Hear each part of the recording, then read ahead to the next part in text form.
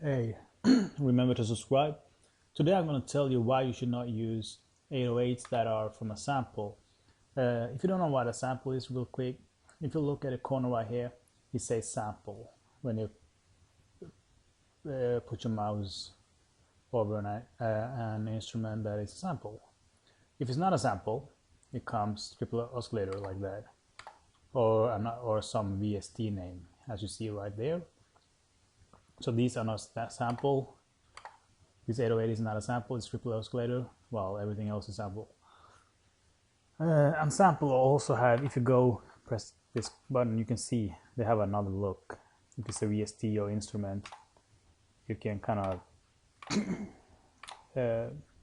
you'll get another outlook when you press the instrument. A sample don't have that. They just look like this.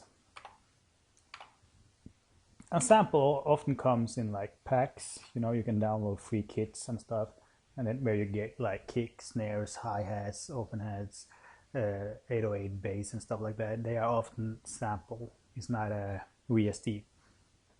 So, and it's totally fine using a kick that is a sample, snare, clap, hi-hat, closed head, stuff like that. It's totally fine.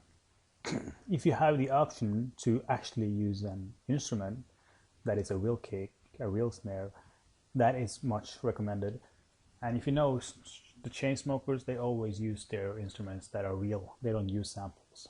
And I'm going to tell you why real quick, real soon.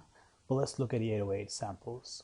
What happens when you use an 808 sample is that I downloaded these 808 samples from a kit or a pack. What happened is that if I press this, you see this guy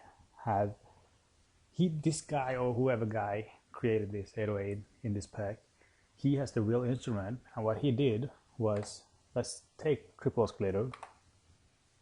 I'm gonna make a new pattern. What he did was he just pressed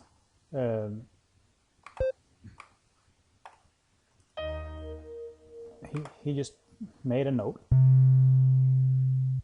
and then converted that to an MP3 or a WAV file, and just uploaded that into his sample collection. So when you download it, you are not getting the triple oscillator, you're just getting the MP3 version or WAV version of that song, which will look like this, like it's just.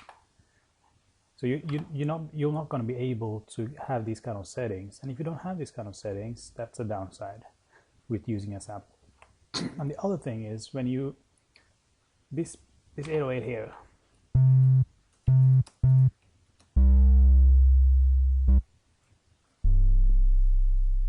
it has real bass in it.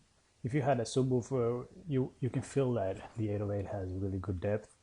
The sound and the depth is both compressed equally.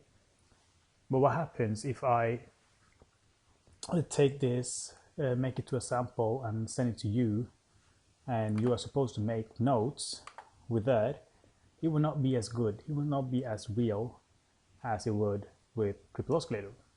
And that goes with the same with, like, samples that are from piano. You have piano samples where someone have just pressed one note and made it into a sample.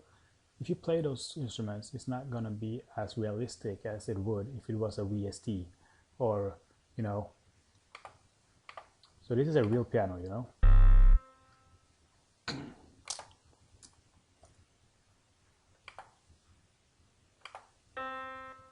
Yeah, you see?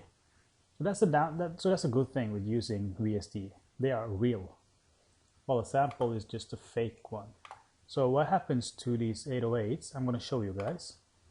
I have 4 different 808s that are sample, all of them. None of them are from a VST or nothing.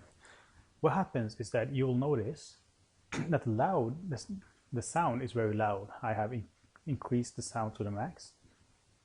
So the 808 is very loud, but there is barely any depth, like sub bass, that kind of feeling that makes the ground shake. That isn't there. Compared to the volume. The volume is like 100%, And that kind of shake, you know, the ground shake feeling, that's just 10% of it.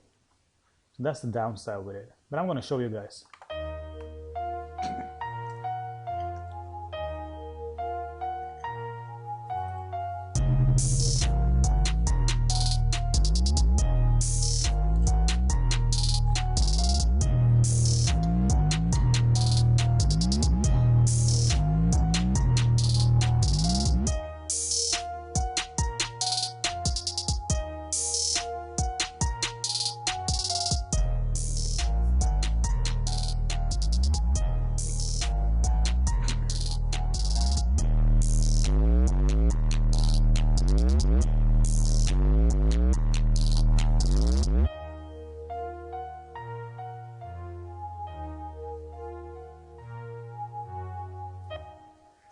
So yeah, if you're gonna sum this shit up, if you're using if you're going to use samples, it can be kicks, snares, hi-hats, whatever, like small sounds that you're gonna use in your track. Use samples for bass line, that's fine, but except for the 808. And as you listen to, the 808 was loud, but if you were listening with good headphones or good speakers, you would notice that, yo, this 808 is just very loud, but I don't feel anything. You don't feel the shaking sound, you know. Hope you enjoyed the video. Remember to subscribe.